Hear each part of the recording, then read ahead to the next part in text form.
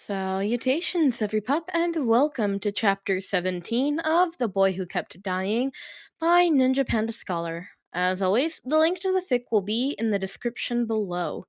And with that out of the way, let's jump on into it.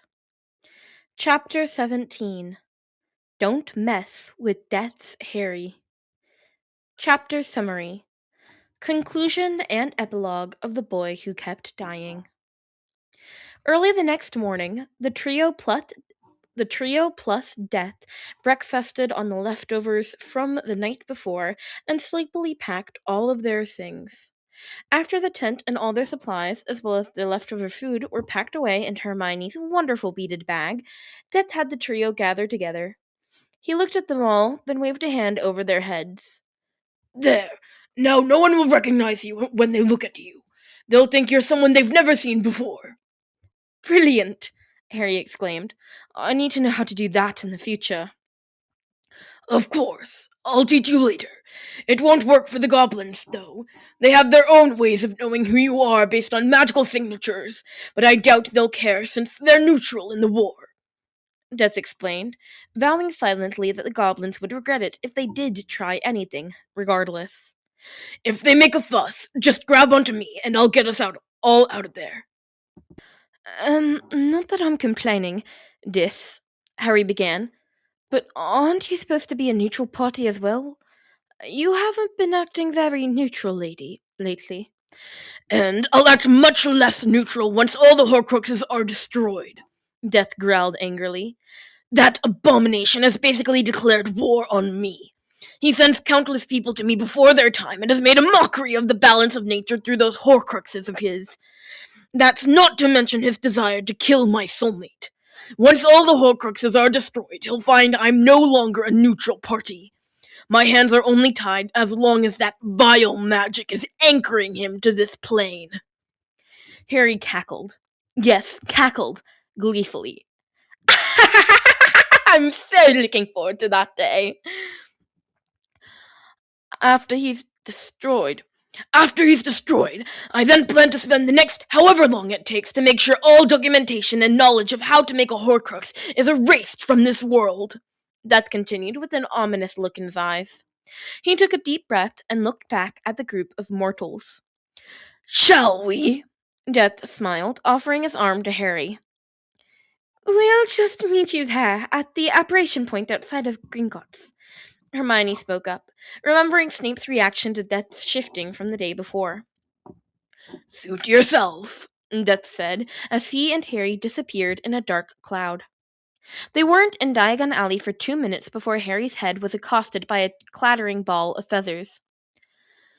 Ah! He yelled as he danced around, trying to get away from the crazy owl that wanted to nest in his hair. Pig! Run! Calm your owl! Death unhelpfully just chuckled as he watched. After grabbing the tiny owl from Harry's head, Ron pulled the letter off the bird's foot.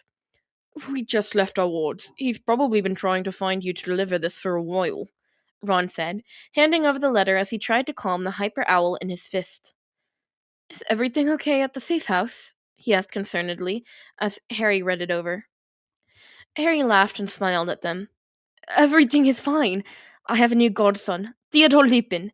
Remus and Tonks had their baby. He handed the letter over to Ron and Hermione to read. Does this mean I have a step-godson? Or a godson-in-law?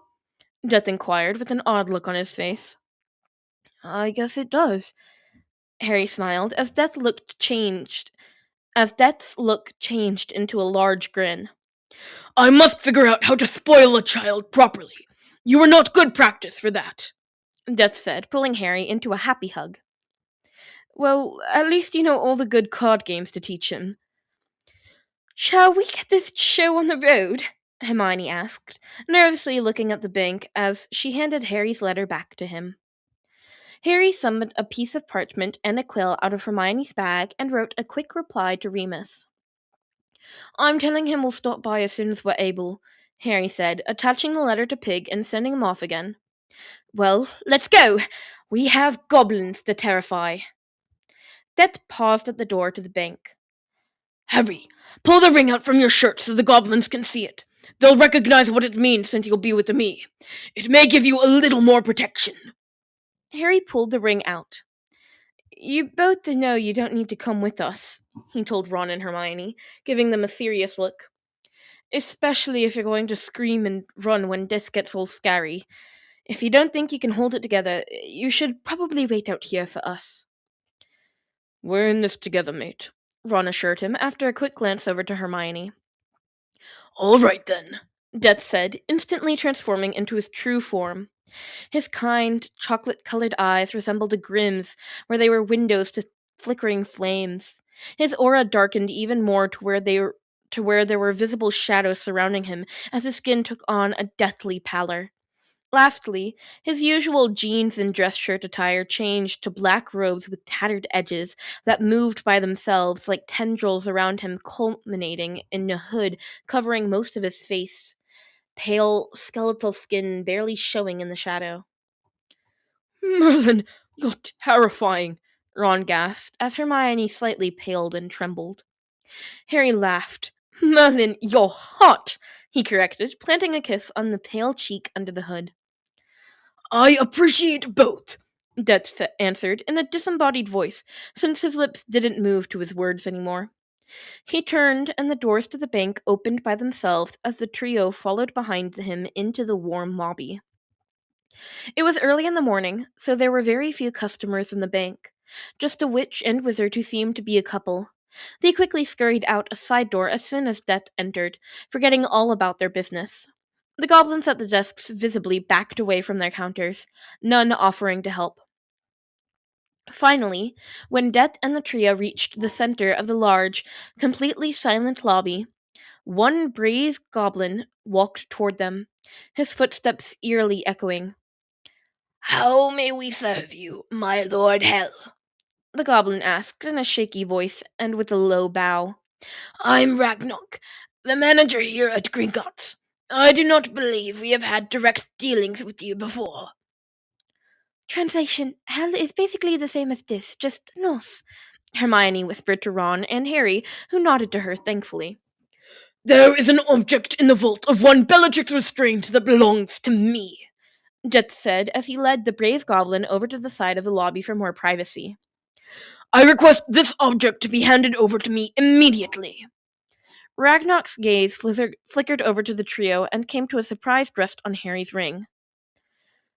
Of course, my lords, he said, now including Harry in the conversation. I will need to know what the item is and how it belongs to you before taking it from a customer's vault, though. We do not take items from our customers' without exceptionally good reasons. It's bad business, you must understand. Death raised an approving eyebrow at the courage of the goblin, who was still trying to follow procedure even as he was visibly shaking. It's a Horcrux! The goblin visibly startled, and a look of anger crossed his face. As deemed by magic and nature herself, souls not residing in a living body are my property, regardless of the vile magic hiding it. I have the right to do with these souls as I will. I also warn you, I'm only asking as a courtesy to your great nation. As you well know, I will take what is mine. I trust your people will help me respect the laws of magic and nature, though. I apologize, my lords. If we had known we had such a repulsive and profane object here at Gringotts, we would not have allowed it past the doors. What will it look like? It'll look like a cup, the cup of Helga Hufflepuff, Harry explained to Ragnarok.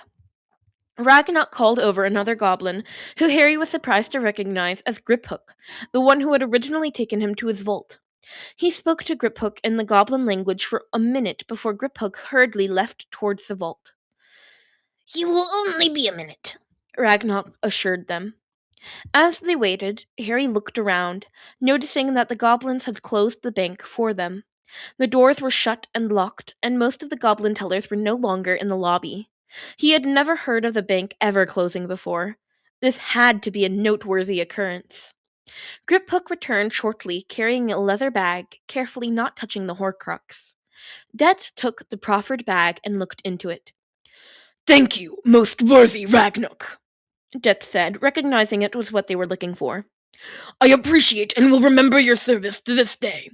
Do not tell anyone of our business here, especially the Lestrange woman or her master. I will take care of them myself. May it be a long time before we meet again." Ragnarok bowed low to them again and scurried off as Death and the trio turned to leave. Harry was surprised when a long-fingered hand grabbed onto his arm to hold him back. "Griphook?" Harry asked, wondering why the goblin stopped him. "You remember me?" Griphook smiled a toothy smile at Harry. "Of course. How can I help you?" "I noticed your ring, my lord," Griphook said, motioning to the Hallows tentatively. "It's not yet on your finger, but I assume it will be soon." Harry looked at the goblin in confusion, but inclined his head in agreement. "Ah, then I must ask if you have a will made out. Your vaults will no longer be attached to you in the event of your death, or rather, exit from this realm." Harry smiled at Griphook in gratitude for the information. "Could you set it up where everything goes to my godson, Theodore Lupin?" "Of course, my lord. Griphook bowed slightly. I will take care of it for you."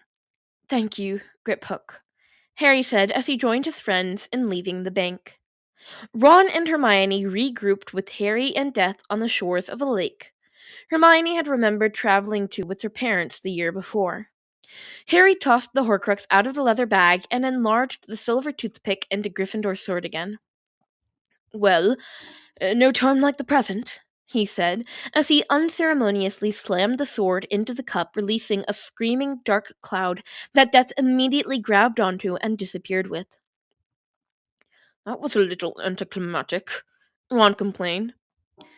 "Well, I could have played around with it for a bit and made it fight back, but I didn't really see the point in any of us getting injured just to make it more exciting."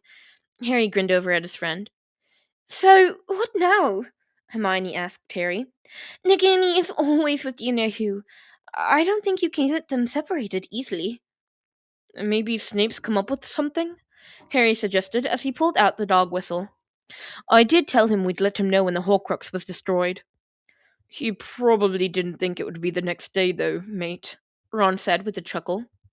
"The longer we wait, the more people are hurt and killed," Harry said as he blew the whistle, and Phoebus happily appeared and ran over to them. Just as Harry had summoned parchment and a quill from Hermione's bag again, he collapsed to the ground, clutching a scar and writhing in pain. "What's wrong, Harry? What's he doing?" Hermione pulled Harry into her arms as he clutched at his head. After a minute, Harry's brow unfurrowed, and he looked up at his two friends. He blinked a couple times, processing what he'd just seen. "He was talking with an old man in a cell. A Grindelwald, maybe? He knows the wand was Dumbledore's. I think he's headed to Hogwarts." "What happens when he realizes the wand Dumbledore was buried with is ash instead of elder wood?" Hermione gasped. "I would guess nothing good." "And he'll be right beside a school with children in it," Ron groaned, "with my sister in it." Harry quickly wrote a note to Snape, telling him the cup was destroyed and the Dark Lord was on his way to Hogwarts. Harry wasn't sure if writing the name was taboo as well, so he wasn't going to chance it. "I'm asking if he knows of a way we can get to the castle without alerting the Death Eaters," Harry explained when he rolled up the parchment and put it in Phoebus's mouth. "Take this to Severus Snape at Hogwarts.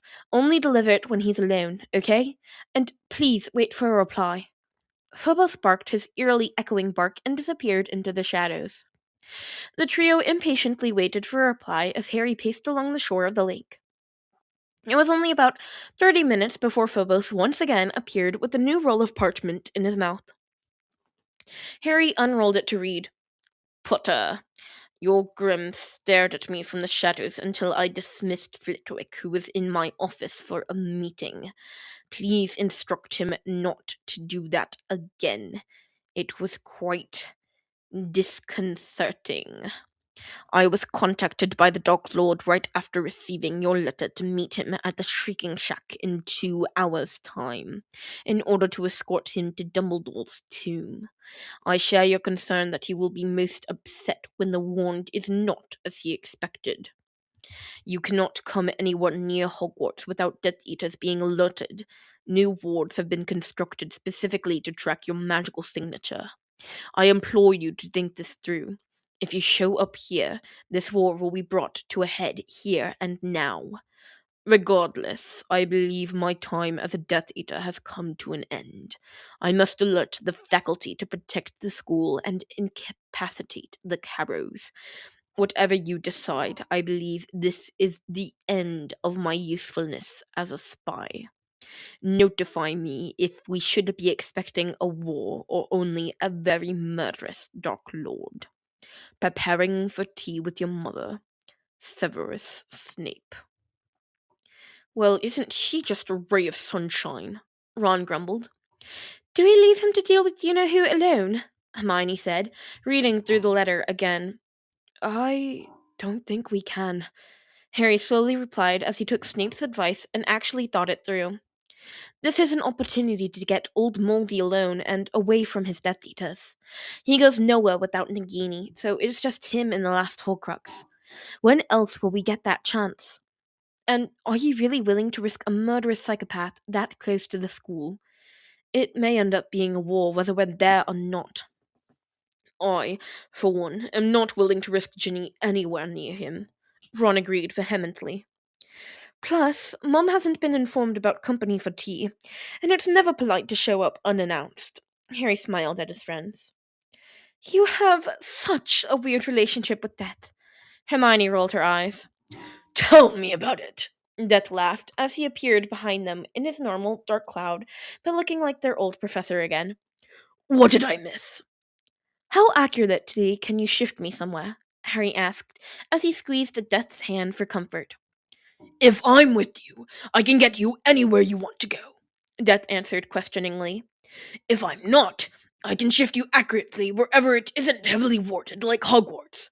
Then I would only feel comfortable setting you somewhere outside or high, like the astronomy tower or the courtyard, since I'm more blind as to the layout. I'd hate to set you down inside a wall on accident. Okay, so Moldy is heading to Hogwarts right now. Here's my plan. You shift me to the Shrieking Shack, right inside the tunnel heading to Hogwarts. Moldy is meeting up with Snape there.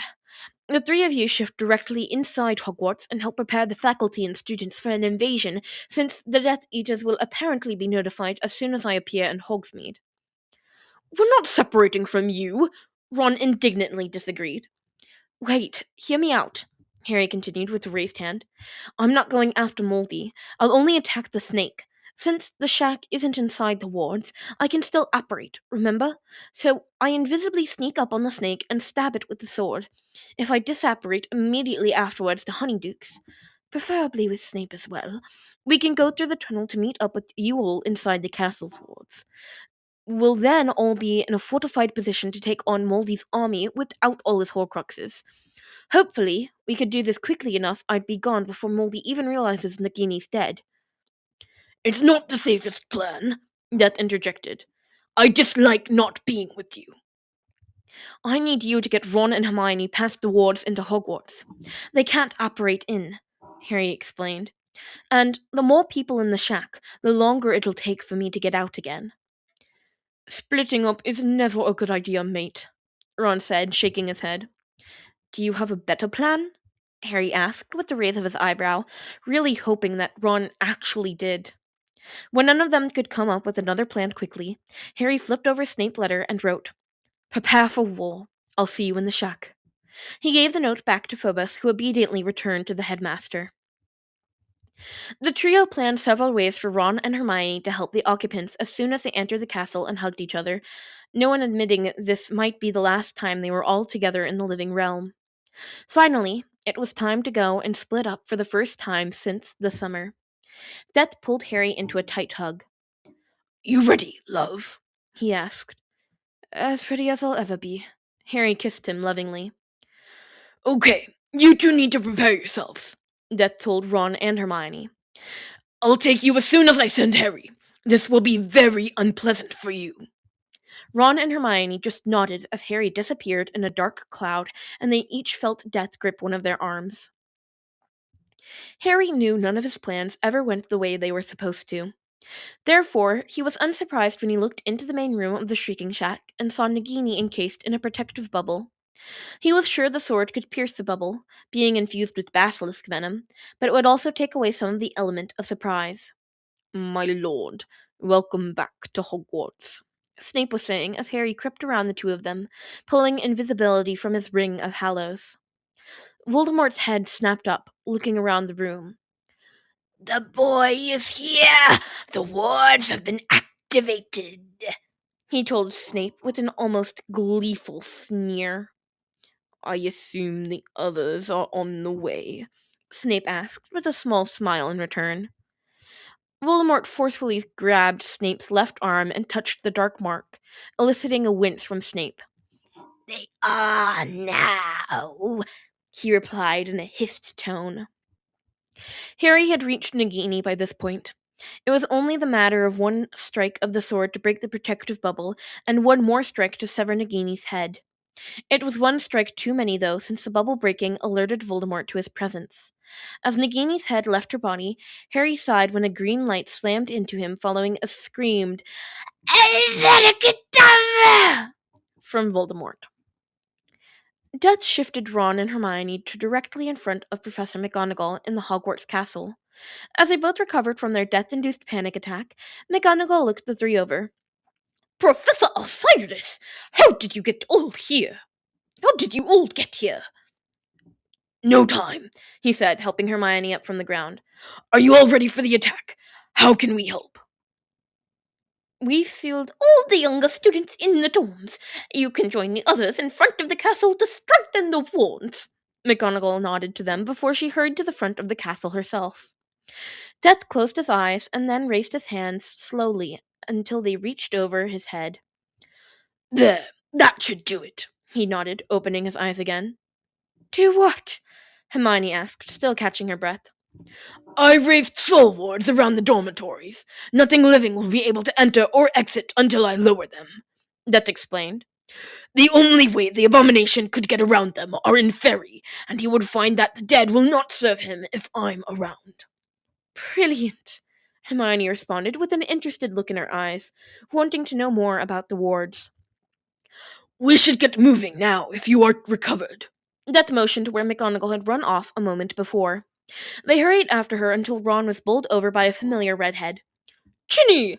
What are you doing outside the tower? There's no way I'm staying behind, she exclaimed, giving her brother and Hermione quick hugs. I've just as much right to fight for those I love as the seventh years.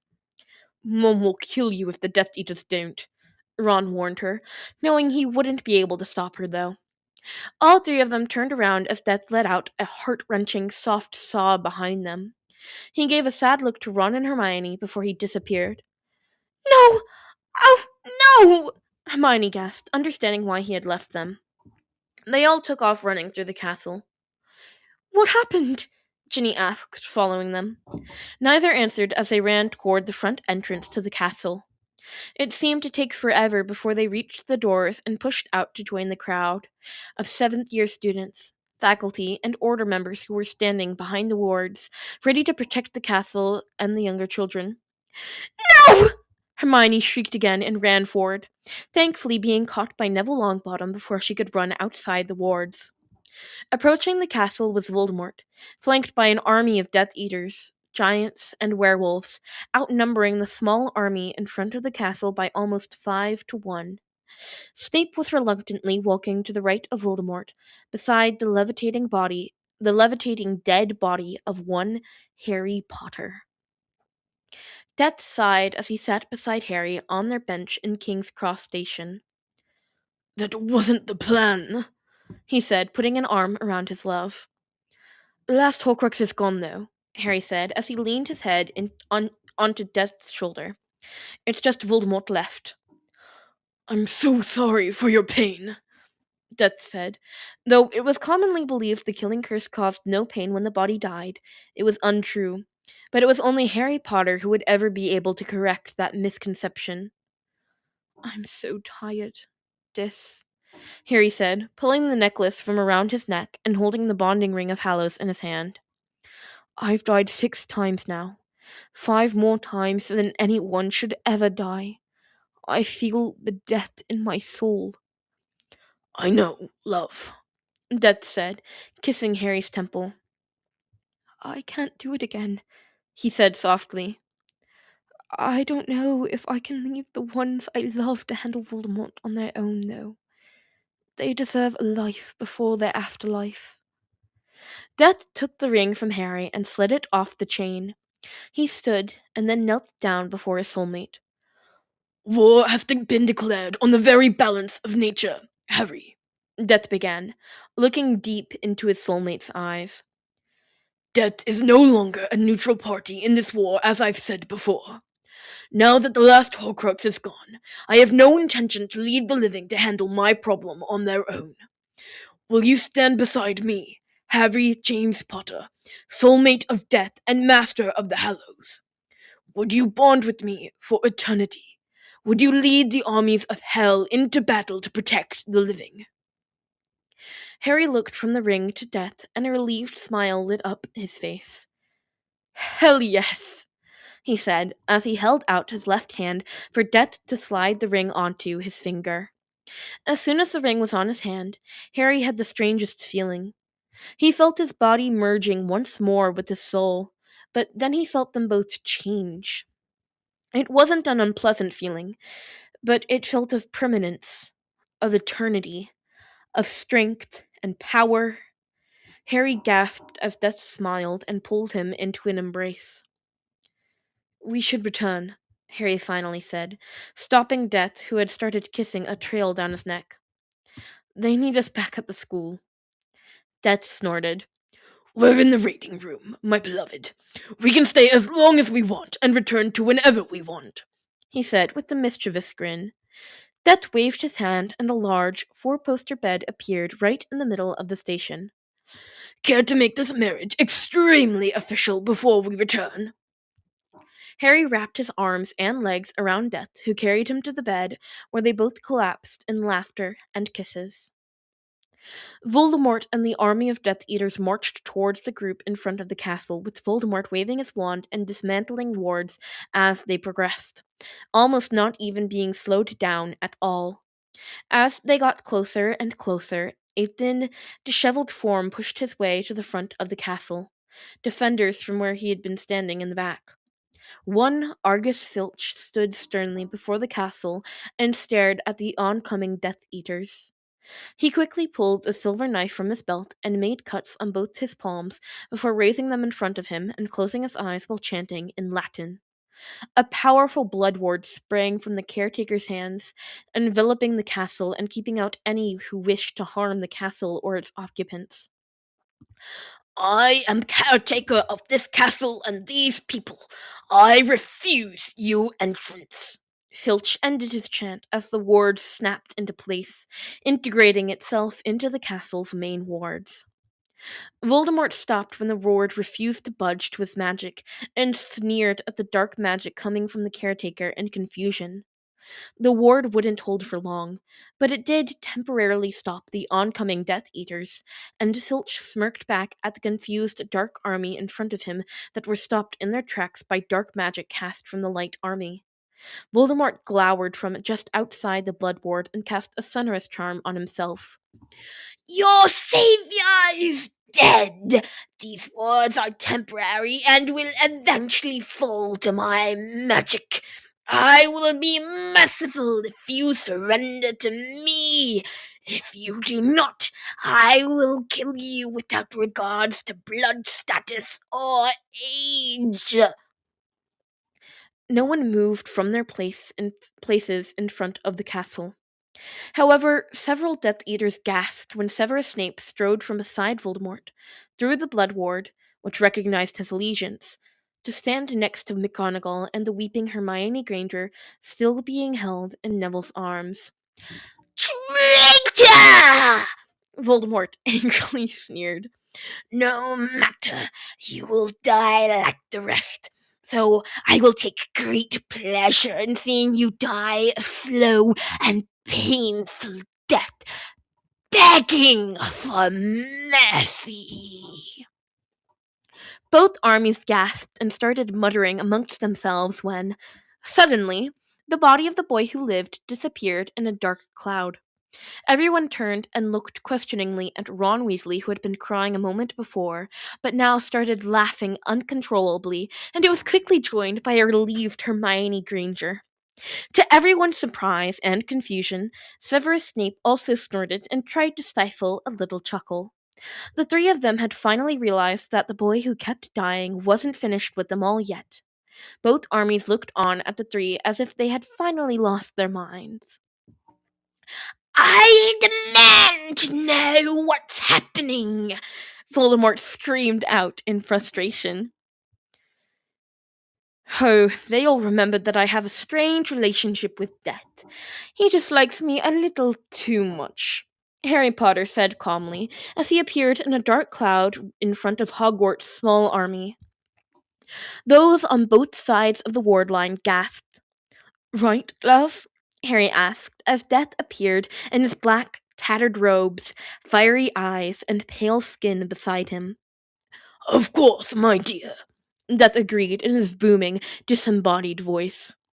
Both armies took a couple steps back from the pair. Who are you?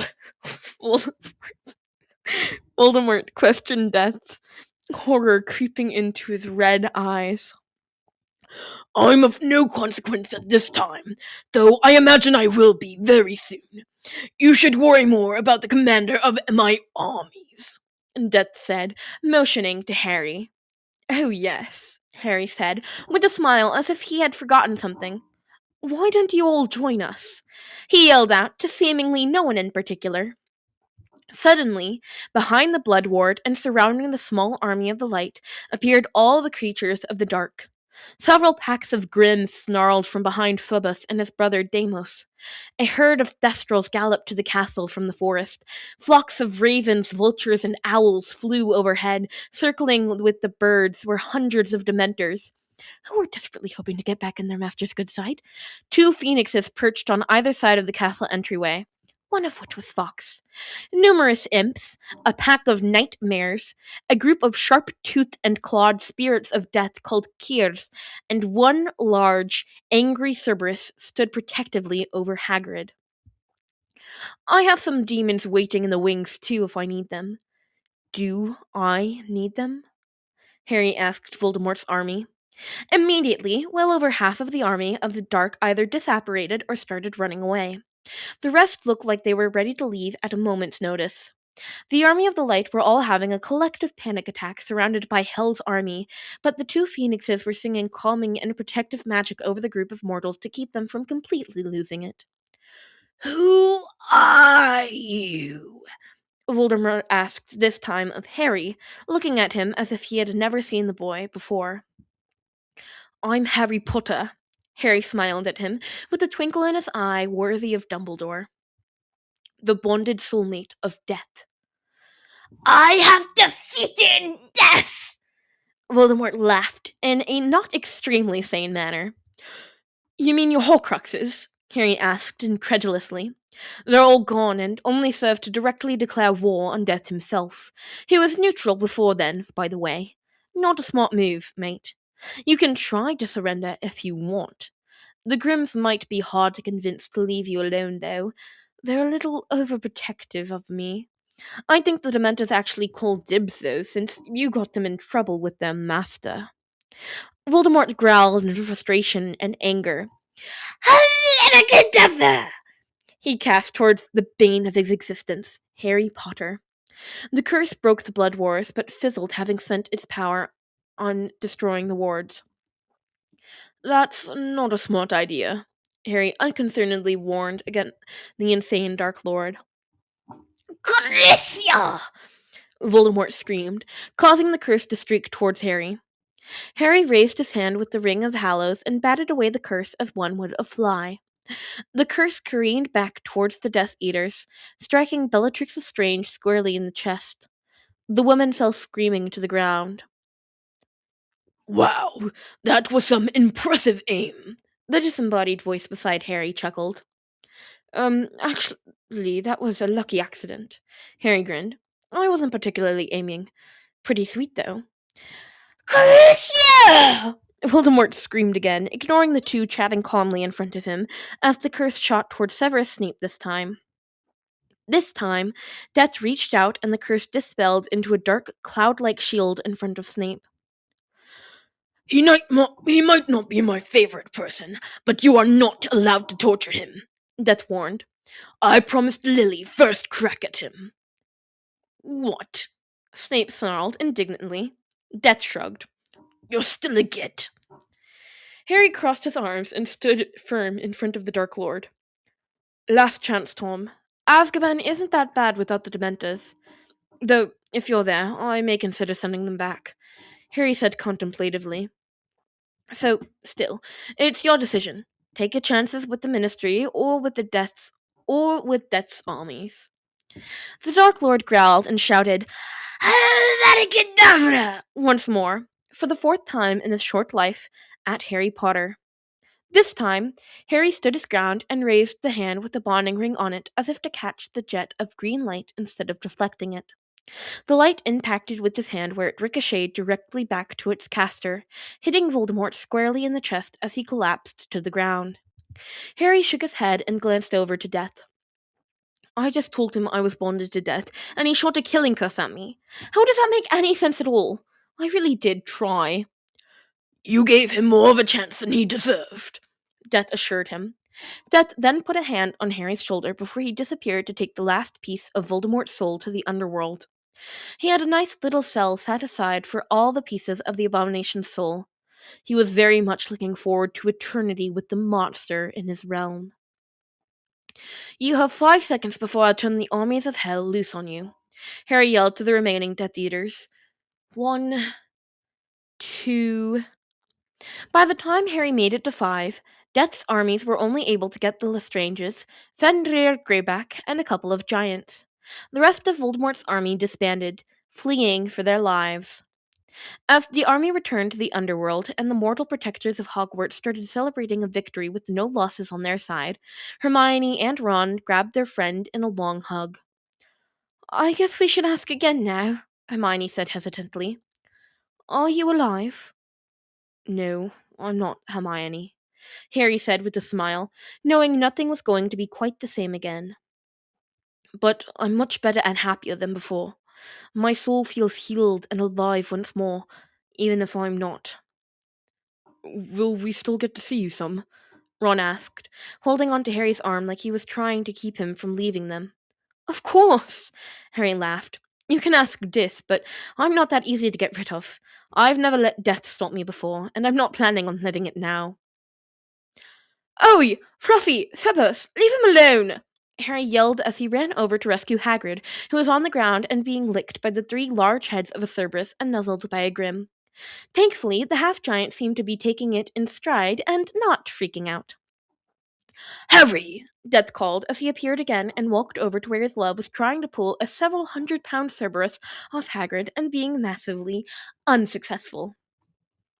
It's time for tea. You ready? Epilogue. From that day on, Fluffy and Phobos visited Hagrid often, especially during the first Care of Magical Creatures lesson every year where they had to go show off. They also made a point to terrorize the new students, and Mrs. Norris, when they weren't playing with Harry and Dis in the underworld. Harry never did let death or even death stop him from doing what he wanted. He visited Ron and Hermione as well as their eventual children and grandchildren often. When he finally reached 150 and had 30 grandkids, metaphorically speaking, they happily joined Harry and Death's standing tea date. Remus and Tonks were beyond shocked when the Potter fortune was willed to their son Teddy, especially since Harry still visited them and babysat Teddy often. They never quite understood the fact that he was no longer alive. Harry and Death did their very best to spoil little Teddy rotten, but he was just too smart and kind to ever be rotten. Death did send him off to Hogwarts with his own invisibility cloak, though, so that he could get into just as much mischief as his father and godfather before him. Having grown up with Death and Death's husband, aka Uncle Harry and Uncle Dis, Teddy never developed the fear and aversion to the two of them, and Death in general, as most people did. Det was beyond giddy the first time Teddy reached up for a hug with only love and no fear in his eyes. It didn't take too long for the Aurors to round up the known Death Eaters, minions, who were on the run. Most seemed remarkably less than sane by the time they were captured, though. Death's mares were a little unhappy with the lack of action at the battle and had asked permission to visit the dreams of those who had gotten away. Death was only too happy to give them permission. Many, many years after the largely anticlimactic Battle of Hogwarts, Harry and Death walked arm in arm over to the large table where tea was set for their family. James, Sirius, and Remus were off to the side planning some prank on Dumbledore, who had eventually been slightly forgiven, on a trial basis, after Harry had spoken up on his behalf. Lily and Severus were chatting as they sliced up fruit for everyone and argued over the properties of aconite and its usefulness to harm ratio in potions. Ron, Neville, the twins, and Cedric were arguing over some Quidditch move they wanted to try, and Hermione, Ginny, and Luna were putting together the sandwiches while laughing over the Marauders' plans for Dumbledore while coming up with their own prank to try on the Marauders. It's good to be home, Harry smiled at his family as he leaned over and gave his husband a kiss. Forever, my love, Death responded and kissed him in return. Author's notes. So, sorry I killed everyone off. But they're fine and happy. So, still a happy ending? And that's a wrap on The Boy Who Kept Dying. Oh my god, this fic is so good. Okay, so Death and Harry is a kind of, it's an ass ship because, Death is millennia of years old and Harry is, 16, 15, whatever, I don't know. But it works. It works in this fic and I like it a lot. And I like NinjaPandaScholar's fics a lot. But yeah, so that's my Hogwarts fic done. Hogwarts, Harry Potter fic done. It'll be 2 days, and then I'll post the next Ninja Panda Scholar fic. Well, chapter 1. And yes, I know you all voted, you said you all wanted Ignore the Dementor to be edited down, but also I just have been putting it off. And I'll be honest, it might not happen for a long, long while because I don't know what I'm doing there. Anyway, I'll probably do the same with this fic too when I finally get around to doing that. Um, but please go show the original author Ninja Panda Scholar some love. They definitely deserve it. This is work of art. I love all of Ninja Panda Scholar's fics. Please leave me a comment. I love reading comments. They make me so happy.